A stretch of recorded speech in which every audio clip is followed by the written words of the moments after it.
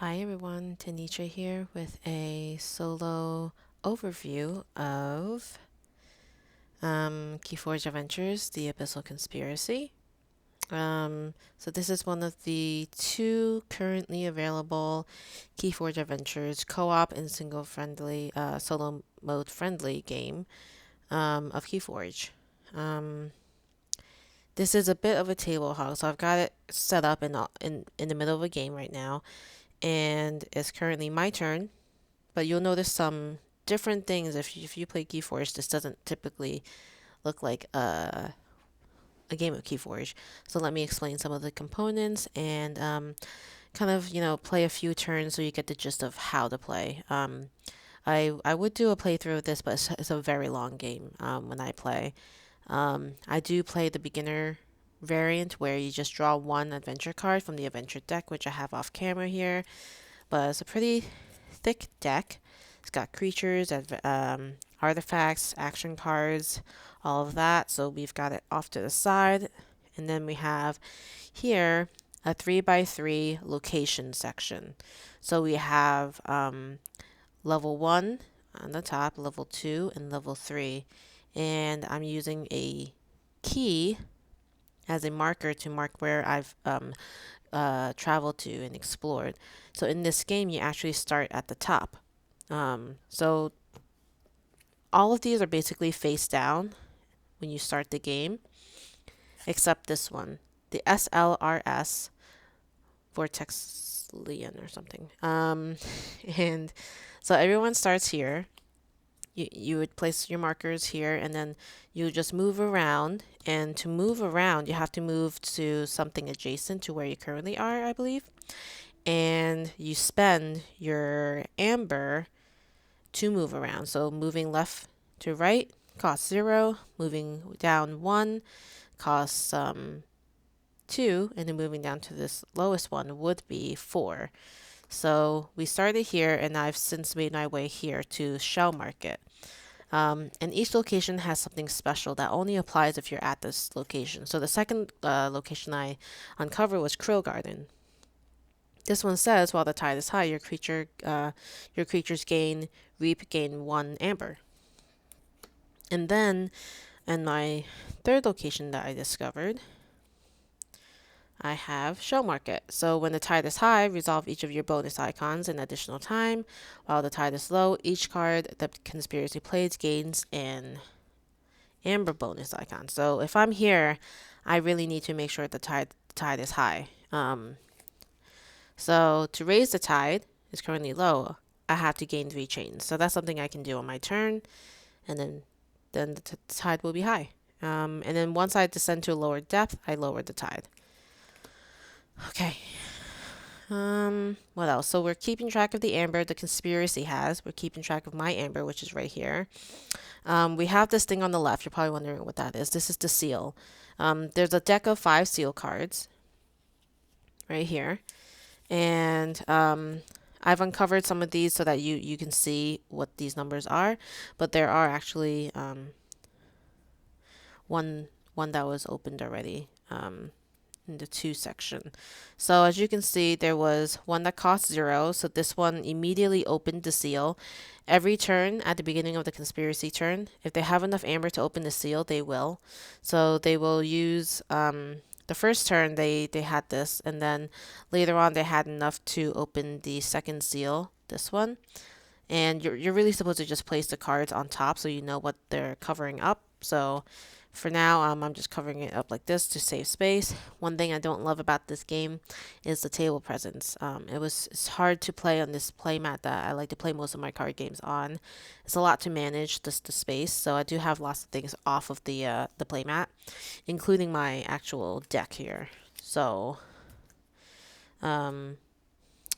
we've got the seal. So the winning condition. There is a title gate on the bottom here, and one of these 3. They're shuffled, so I don't know which one it is. And once I can complete the title gate's requirements, I can win the game. So basically, I'm exploring so that I can get to the title gate. And then the conspiracy, they have their own winning condition. If all 5 of their seals are open, then they win the game immediately. So I have to try to make sure that doesn't happen. Again, there is no forging keys in this, so the Keyforge aspect is a little disconnected here. But you do use the amber to go to the different locations, or the conspiracy will use the amber to open the seal. So I am mid game here. I think I've explained everything I needed to. But I will explain things as I go. And again, this will be a partial playthrough, so a quick overview of how this game works. But I really hope you enjoy it and that it convinces you to do a print and play of this game, because this is print and play at the time of this recording. And so I've had these printed off. And this seal is actually a total made up of 6 cards, so it's easy to carry in the deck box. Okay, that's enough talking, so let's get back into the game for me. So my deck is composed of some Dis houses. We've got Sanctum, and we've got Untamed. So right now I think I will raise the tide.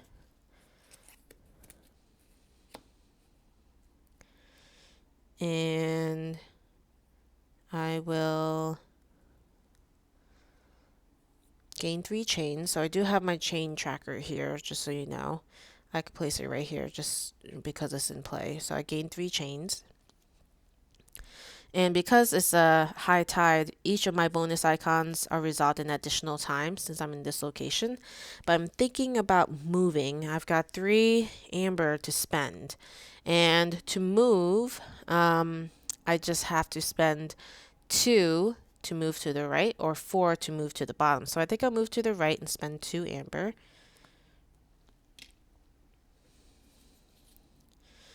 See. Well, Sanatorium. It says, while the tide is high, you may play the Vault Binder as if it were in your hand. Okay, so during setup, it asked me, the rules told me to put this to the side. So I actually can put this into my hand, which is pretty neat. It's an artifact.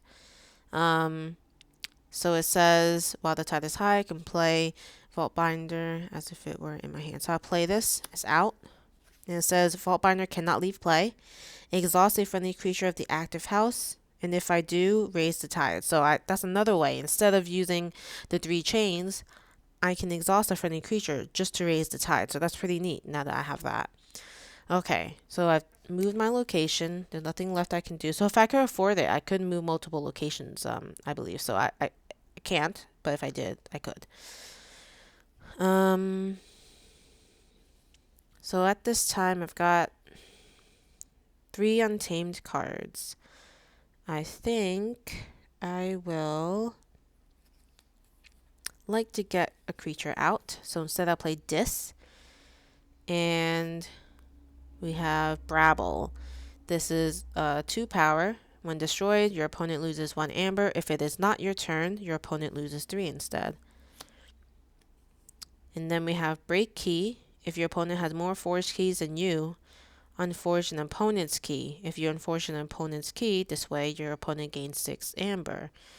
I don't think this applies here because there are no keys. So I'll play it for the amber. My discard pile is off screen. Now I've got 2 amber, and let's see. I don't think there's anything else I can do. Of course, this comes in exhausted, but I tend to just place them on the board because I remember that I can't play it now. So, draw up. I can only draw up to 5 cards because of the chain. So now I'm at 2. And then Conspiracy's turn. So first thing you do when it's a Conspiracy turn, you look at their amber. If they have enough amber to open a new seal, then they will. So it looks like we have it right here. Since I am a solo player right now, I only need to spend the 3 amber for this. So I have 3. So spend the 3 and open a new seal. This says Primal Seal. After this seal is opened, lower the tide and give a +1 power counter to each creature engaged with a player for each opened seal. Okay, so that's 3 seals that are currently opened. So 3 power counters to this creature. Right, okay. So this is going to have a total of 5 power, which is not great. Oh boy, okay. So now we draw the adventure card. It is Senator Brackus. So this one has 4 power, it's elusive. Seals at this location cost -1 for each amber on Senator Brackus. When you reap, you exalt Brackus and my least powerful creature. This comes in exhausted, and now we go from left to right and what's engaged. And Merkins is now, I'm going to use this effect. It has prey, the creature with the highest power, and skirmish. So it's going to attack a creature with the highest power. It's going to be Brabble, so this is destroyed. It says, when destroyed, your opponent loses 1 amber. If it is not your turn, your opponent loses 3. So I wish I had this earlier, or this happened earlier, but there's no amber to remove, so that's that. And then we'll move on to my turn. So we have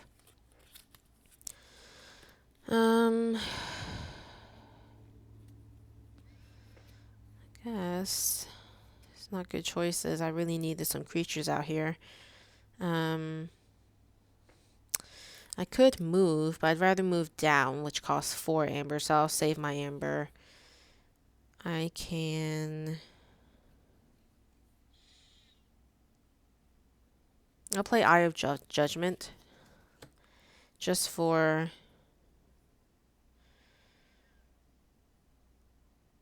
the bonus icons. And so I gain an amber, so that's 3 amber I have. And then I get to do 1 damage. I'll do 1 damage to Merkins. Okay. So Sanctum. I'll play this Font of the Eye. It has Omni. If an enemy creature was destroyed this turn, a friendly creature captures 1. So I'll have that here. And then I'll draw up to 5. Lose a chain. And then now it's the Conspiracy's turn. Doesn't have amber, so it won't open the seal this turn. But I will draw the adventure card. And this one is Fuzzy Gruen. It's a creature, 5 power. And the creature with the lowest power. And fights the Conspiracy, gains 1. Oh gosh, okay. Comes in exhausted. And then we have to deal with these creatures. So this one has prey. The creature with the highest power is going to be my only creature left. And then this Senator Brackus will exalt Senator Brackus and draw. So it's going to reap. So I'll turn him to reap for the Conspiracy. We get 1. And when it reaps, it gets exalted. So I believe that means it just gets something there. And my least powerful creature, which I don't have any, would have been exalted as well. So that's how that works. And then this gets unexhausted and readied. Okay. I need 1 more amber. I guess I will play my Untamed house. And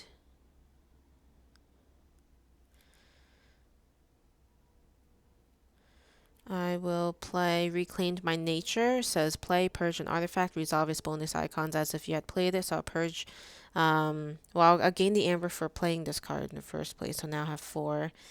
And then I'll purge an artifact. And it will be the Potion of Invulnerability. And I get to gain these bonus icons. So it's an amber and a damage. Damage Merkins. And then I'll discard that card. Then what do we have left? We have Savage Clash. Destroy each creature except the most powerful enemy creature and the least powerful friendly creature. I think that works. I don't have any creatures, so I will destroy each creature except the most powerful. So this is the most powerful. It's got 5. So these are destroyed. This one goes here.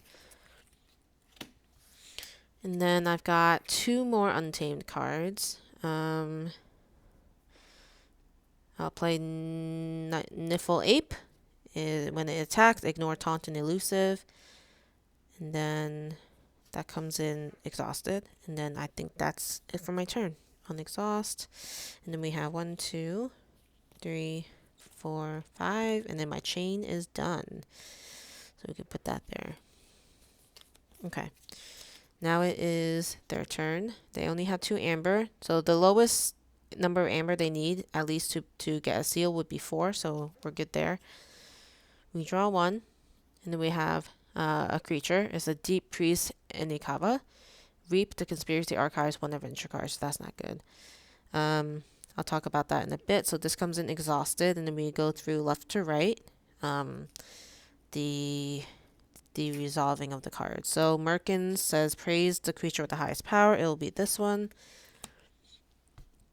And then this was exhausted and then we're set. Now it's back to me. I will play Dis House this time. Just play these 2. Inspector and Umbra Fiend.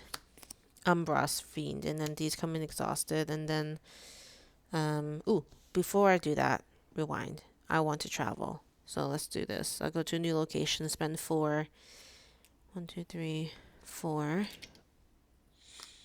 And I'll just go down 1 location. Alright, so actually this is Titan's Gate. So what this says is when the tide is low, seals cost -2 per player. Right now it is high, but because I went down and descended, it does lower the tide. So it says seals cost -2. So looking here, he just needs 2 amber for the next seal. So that's going to speed up the game. And then at the start of my turn, if the Vault Binder is at this location and the tide is high, your team may spend 6 amber per player to win the game. So I have the Vault Binder right here. So I am at that location. So I need 6 amber to win the game.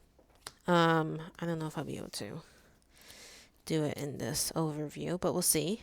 And then that's it for my turn. I'll draw up to 6. 5, 6.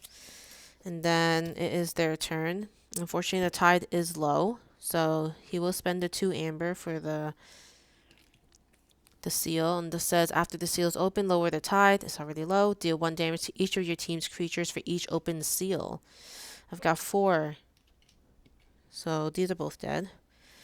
But this says your opponent purges a random card from their hand. This one says steal 1. Okay. Nothing to steal. So that's that. And then I think just go ahead and draw the card. And this says Hypnotic Chant. It says move to another revealed location that is not deeper. If the tide is high, your team gains 3. I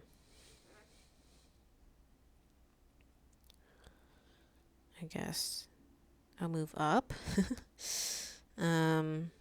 Which means I have to move down again. So I don't think you have to spend the cost to reveal a location again. I hope not, because then that means I need a total of 10 amber to win this game. 4 to move back down and 6 to...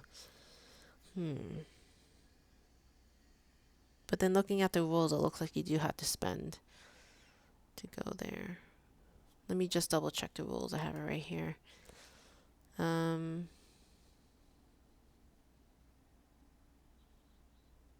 Yeah. It looks like I do have to spend. Okay. So it looks like I need 10 amber somehow to make it. This is going to be interesting. I will probably get this play through another 5 minutes and then we'll see where we are over there. So this is discarded and then we will have the Merkins do its thing. I don't have any creatures, so it can't attack, so instead it will reap. And then we have this, Reap the Conspiracy Archives 1. Archive. So archive means it's basically like the conspiracy's hand. So instead of just drawing one later, I do draw from the archive first, and then I still draw the one from the adventure deck on the conspiracy turn. Alright, so let's see what I will do. Looks like I won't be able to get much amber this turn. I need some creatures out, but it looks like my hand's not going to do a good job for that.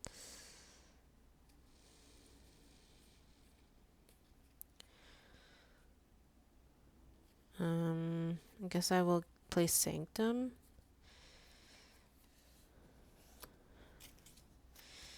This has Assault 2 for power, and then I'll play this and Spring Low just for the amber basically.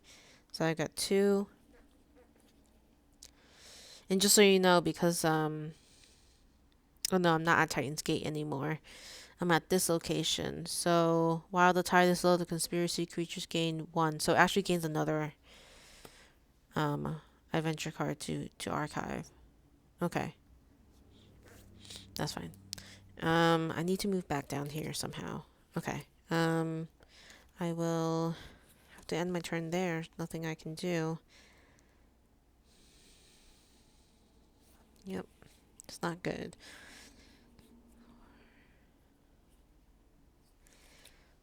5, 6. Now it's their turn.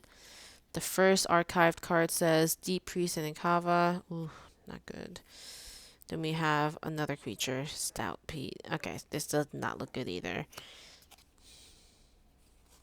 And then the one card from the adventure deck, another creature. And this is just on the easy level, so I find this hard extremely this game extremely hard to play, to win, and not having much luck with this. Anyway, I think I'll stop here because I feel like this is just not going the way you would expect it to, I guess. I'm being severely overpowered by all these creatures, even though this deck definitely has a lot more going on than creatures. Yeah, all of these here, non creatures, but well, that's the game. So he would have been able to reap the 1, get the fourth, probably the 4th amber in the next turn, and he would have been able to get the 5th seal, and I would have lost. Because I needed 4 amber to get to Titan's Gate, and then 6 in addition to that to fulfill Titan's Gate winning requirement. So overall, it's just it's tough. I mean, I can't even imagine if I played the normal version with playing with the 2, unless I had to choose the right deck. That the issue here with Keyforge Adventures is the deck that you choose to play against a real person may not necessarily be the deck that you choose to play against the conspiracy. So I think once I play more of my various decks, I might find one that allows more amber production, I guess, so that I can travel quicker and gain the amber I need right at the end. So, would have helped if I had more creatures myself. It seems like this game, the conspiracy, had more creatures than me at all times. And the prey doesn't help in that it had skirmish. I couldn't even really reap to gain amber that way. So this game is okay. It's different. It's a fresh take of how to play Keyforge with the Keyforge deck. But to me, it felt a lot more disjointed than Rise of the Keyraken, the adventure, Keyforge Adventures. And it's not a bad game. This is just different. I think maybe I'm used to playing Keyforge with other people, used to playing against the Rise of the Keyraken, because it just feels more like an AI than a brand new game. But it might take me a couple more plays just to get used to this. And if I had a larger table, maybe I wouldn't be so frazzled, I guess, on space. Like you can see, I had these on top of the locations. It shouldn't be that way. and then these also overlap, so it shouldn't look like that. It should look a little more clean. But aside from the aesthetics, I think overall this is a pretty good game. It's got the components of the Keyforge besides the keys. But it gives you another way to use your decks, and maybe I might use a lower power deck. I think this one was maybe in the yeah, it was had a SAS score of 68. So maybe if I tried like a horrible one, like a 50 or something, or 40, maybe this might work for this one. So I think I had to find that sweet spot in terms of like what deck works better to defeat the conspiracy. And I don't know, maybe you'll find out which deck of yours works best as well. Anyway, I look forward to hearing your thoughts about how this game works out for you, and I hope you enjoyed it. Thank you.